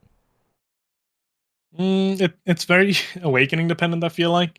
There are some angles where you can opt into some eject button goalies maybe, or maybe a Nestel goalie of sort. But I do feel like it's very likely that we're going to see the more standardized defensive goalies, like the Makos, like the Atlas, or stuff like that, just being put out as it's just more consistent, right? And we do have our Awakenings now. We have the build different and the cast to last. I do wonder if the Castle Last is enough of a reason for someone to maybe start cooking with a Rune pick in goal or maybe in midfield, but I'm not quite fully certain on the proficiency on that character. Yeah, we saw Rune earlier in the first series in the goal box coming out from Luke in a win for Rose on Gates of Obscura. And if there's one thing that pick can do, it is scale, right? Even if you're struggling in the early game, as long as you make it to some of those later sets, eventually, as long as you don't get completely unlucky in draft, you'll become a bit of a menace. Most definitely. I do feel like even if it's not going to be in net, I feel like Rune is also just a really strong pick on a map like Gates because he can just completely shut down a corner or completely shut down a portal as well if you need to be. So it's a bit difficult to deal with him. But another character that is very difficult to deal with is that Asher pick, and that Asher pick was banned out from the side of Ember's Flame here as well. Makes a lot of sense to me. If you're not opting to first pick that, you probably don't want to be giving that as a 2-3 to the side of Pass. These goalie bans, though, well, not goalie bans necessarily, but these particular bans leave Jay's character pool wide open in terms of free picks. But I think it's going to be a goalie pick for Ember immediately. Their first pick, their blue side, and I think they want to lock in a comfortable melee goalie early for Wisp. It's the Yaimi, though, which is ambiguous. It could be a flex pick, it could be the goalie, it could be the midfielder, but it's probably the midfield here. Yeah, it seems the most likely with these Awakening sets. Eject goalies are still playable, obviously, but they are a bit more difficult to execute as you just don't really have anything that helps you with cooldown or with range that really can make your life easier going up against force forwards. So I feel like it is likely going to be the midfield. I do wonder why they didn't opt to go for a lockdown goalie pick for themselves, as with both the bands, essentially that kind of archetype of character has been dwindled down a bit, and now another pick of that sort has gone to the side of Pass as well with that Dubu pick, likely finding its way into net. Or are we Dubu forward enjoyers around NASA? It could be. Not too bad on Gates, right? As Kazan will be the forward in this particular game, so not quite that. You know, there could have been a crazy line here for Pass. They could have gone Dubu Mako. That would have doubled. That would have really pinched Wisp's goalie pool, especially on a map like Gates. So that could have been a way that they could have gone. But instead, they're taking the Kazan, a character that Coin will be piloting quite well, and taking away from Mr. Zerd as well. Yeah, Kazan obviously also really liking that build difference start, right? More size does wonders for that pick. So definitely a strong and solid pick to be going for. And X also being locked in now for the side of Ember's Flame. X having a lot of surprising KO value on a map like Gates. You're not really going to think of Gates as a KO map, in my opinion, but X is able to translate on that quite well. And to enable that KO, there's an Affinity pick coming in as well, likely picking up that Castellas to just debuff the enemy as long as possible and make X's life as easy as possible. So it is indeed a non-melee goalie pick for the side of Ember here. That's very interesting, but a whole lot of damage, right? Xfinity IME might be one of the highest damage comps in the game. Yeah, most definitely. And that is also going to get answered almost immediately with a now pick, right? Realizing, hey, we need some kind of survivability here, some kind of sustain. So locking in that now for pass there as the midfielder is going to give them a little bit of HP regeneration. And together with that Castellas, also is going to enable that Kazan much more with just pure mobility that he might not have as much of compared to without now. Yeah, and we'll have to see how it goes. Kazan also has a lot of tools to get away, but if the damage does connect, both these characters are pretty killable. As long as they actually get hit. And the same with Dubu as well. Pretty tanky, but a big target. So if the side of Ember's Flame does continue to scale comfortably into the late game in this one, I'm a little scared for pass. Even though Gates of Obscura is their pick, I think that Ember's Flame can just do the universal strategy of enough damage. Yeah, I feel like that's likely where it's going to go as well, right? I feel like at this point, all you would really need on that X is maybe a perfect form or something like that to just really enable that X to just maybe sit on top of the Dubu and just be a nuisance. Obviously, Dubu not necessarily known for his survivability. Yep, and it looks like we're going to head into game any second now. Looking forward to the second game. Ember currently 1-0, trying to bring their record back to even. They're currently 1-2. I think Ember's Flame is a team that was predicted to do quite well in the season, so they've had some really rough losses so far to teams that I think everyone would have projected them beating. So they have a long road ahead of them in terms of schedule, and a win here, 2-0, would do a lot for them in terms of playoff chances. Yeah, most definitely. Not only playoff chances, it's also about a momentum, right? Both of the losses from Ember's Flame were in week 2 and 3, so they're coming off of a 2-game loss or 2-series loss streak right now. So being able to pick up a win as important as this is obviously also going to help you set yourself up for what's to come and get the kind of confidence boost that they might be looking for. It's a Fini goalie for Wisp here, looking for that high damage composition, and Jay has been very proficient on the IME. Once again, getting both of her picks like she did yesterday in Nassel. We'll see if history repeats itself and both those picks do win on those two separate games.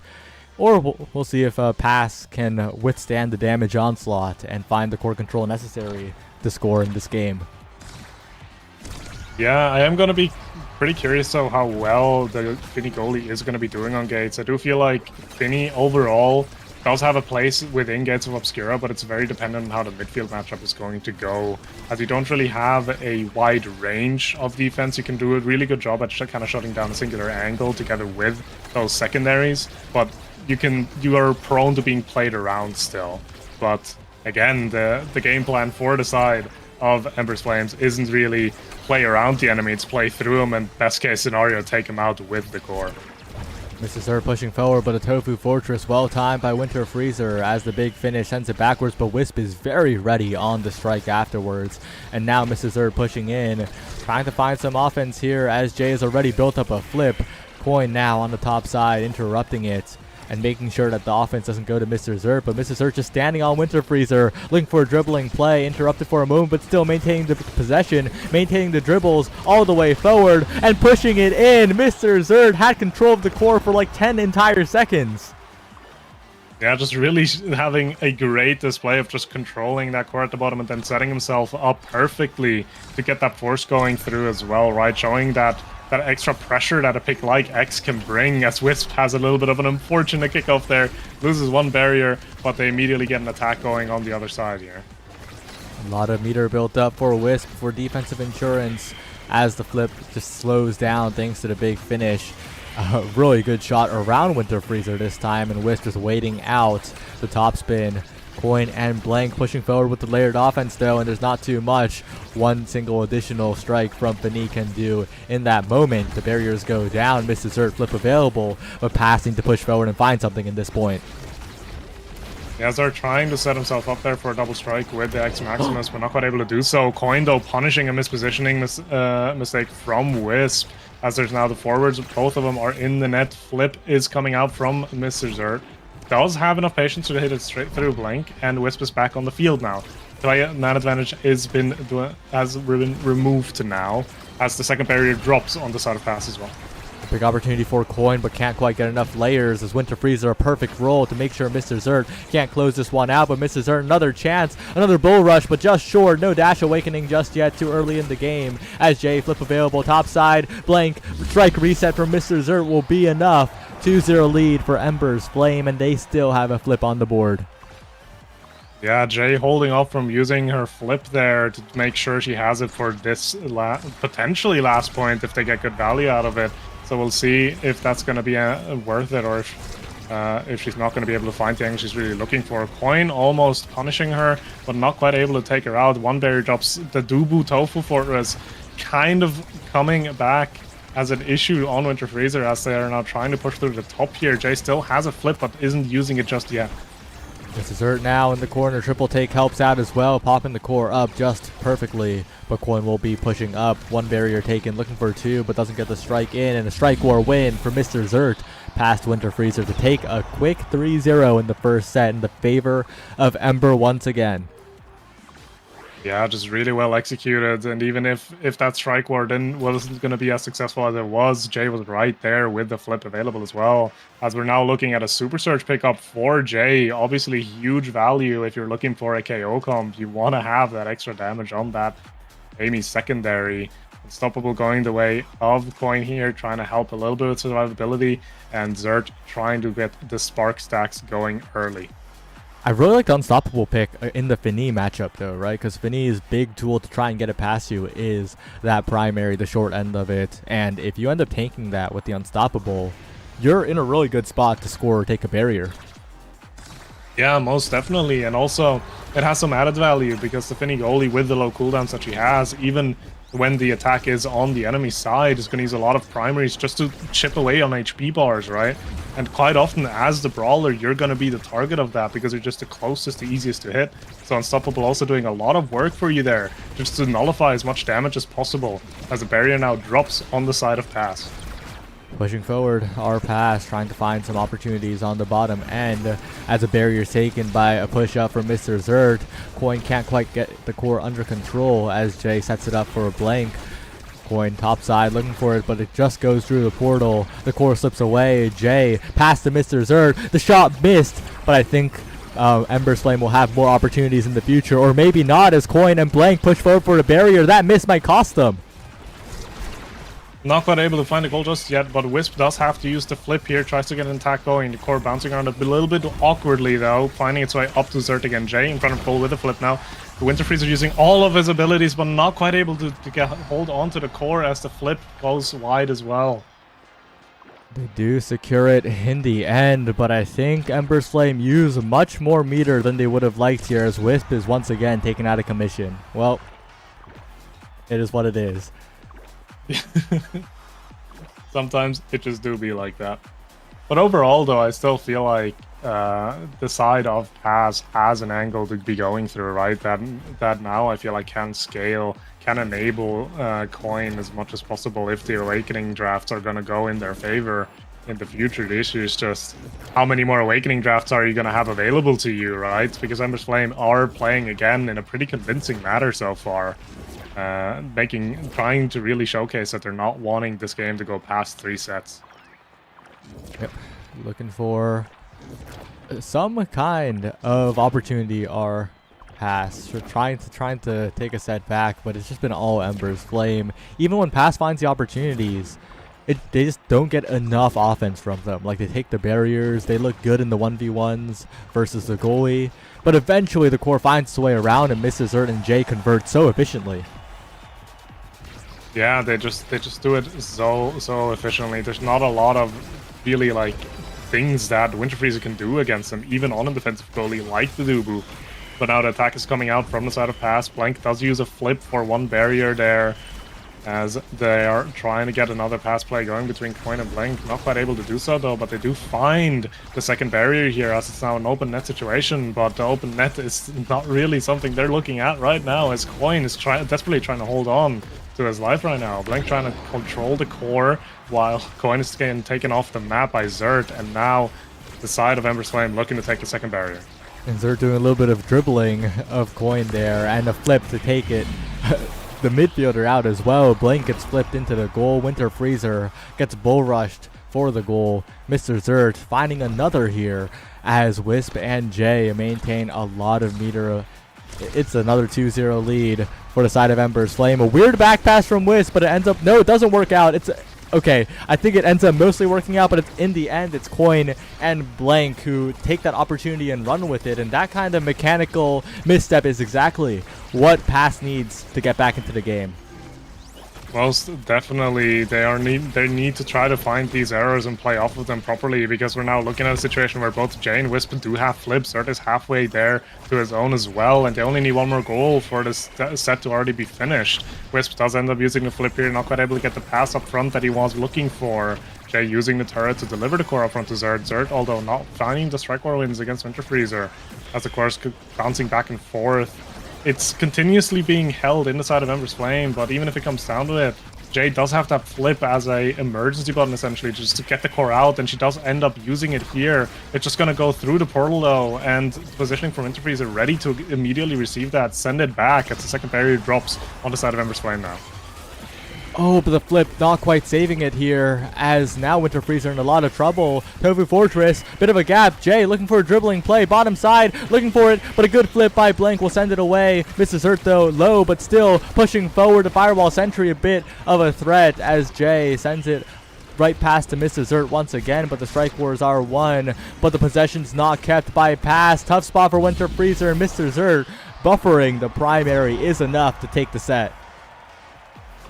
Winter Freezer with the roll there being a bit too proactive, as Zert finds the nice bell ringer to just force it right through him, and now they're one set away from taking this game as a 3-0.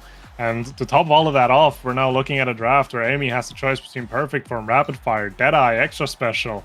There's just so much that you really do not want the KO comp to be getting, and Ember's Flames can just pick and choose. They get a Perfect Form, they get a Deadeye on the Finny, they get a second Spark on X, most likely, which is going to mean that's essentially 2 Strength Sparks as well. It's looking rather difficult. The Monumentalist finds its way onto Blank, which can make the difference, but I'm not quite sure if it's going to be enough to make up for the pure amount of damage that Ember's Flame was able to pick up this draft.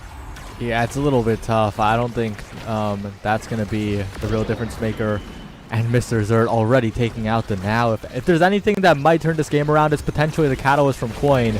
But the KO just comes too fast for the Catalyst to even come into effect. The flip not even built up in time. And I think we've reached a point of no return in terms of scaling. The Deadeye on the Finny, the Perfect Form on the Aimi, and of course the X sparking. I think this is enough damage for Ember's Flame to just brute force this game. Yeah, most definitely, because you can do all the good core controlling you want in the world. If your HP bar is in the negatives, there's not a lot left to control anymore. And also, 2 flips being close now. Jay has a flip, Zert is getting close to flip, Wisp has it as well. Meanwhile, the side of Pass doesn't really have any comparable amounts of energy, because they just need to use it to evade all the time. Because if they're not evading, they're just dying. And what a beautiful redirect there. Whether on purpose or not, it finds its way and sneaks it through Winter Freezer there. A rather unfortunate open form from Coin. Yeah, unfortunate, but you take those if you're Ember's Flame. An early barrier take. This is the one chance Pass have it. They need to take the early barriers and maybe pressure the open net. But like right here, big opportunity now. If they can find a flip, if they can find an opportunity, a flip burned by Mr. Zerd. The turret actually saves it. Uh-oh, 2 barriers still alive.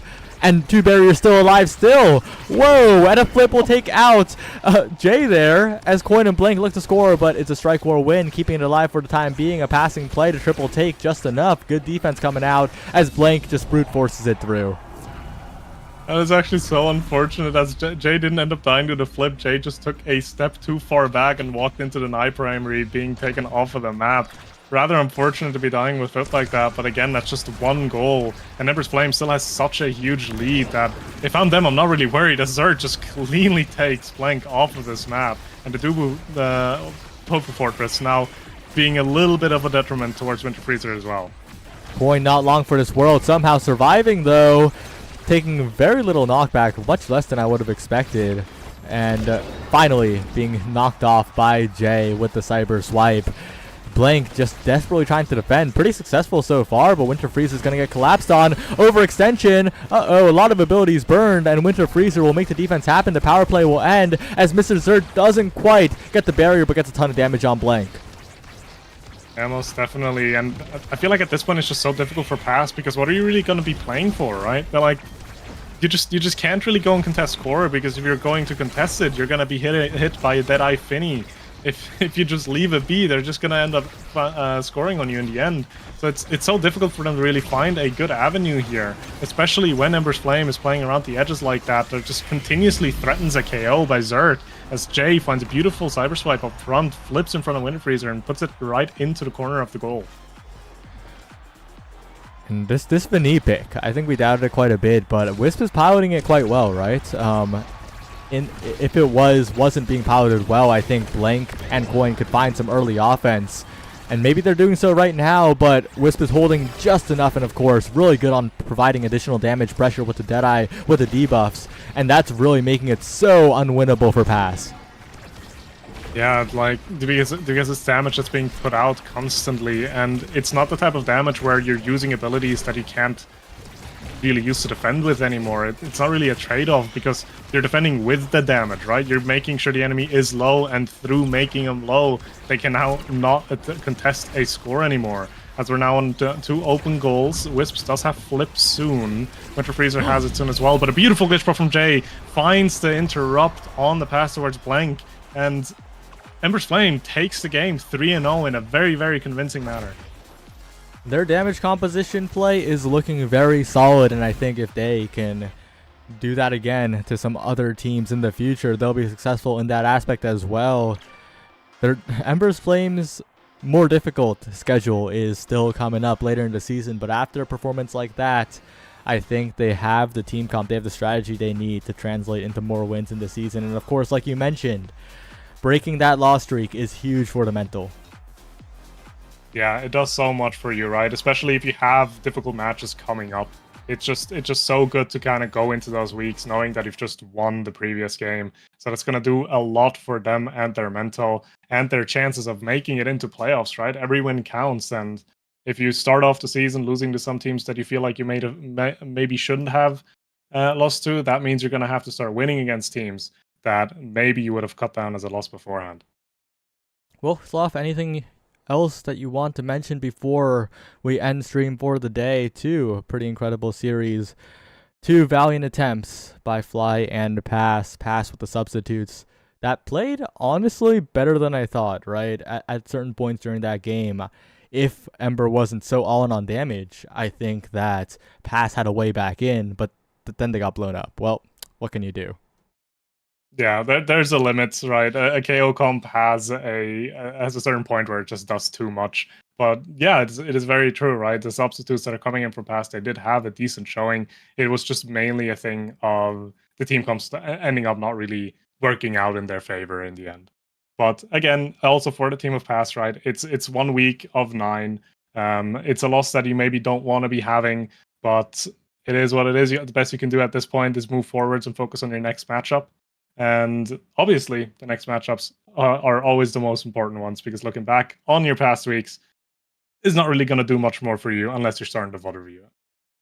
Well, on that note, Goodbye, everyone. Thanks for watching another week of NASA, and see you soon. Goodbye.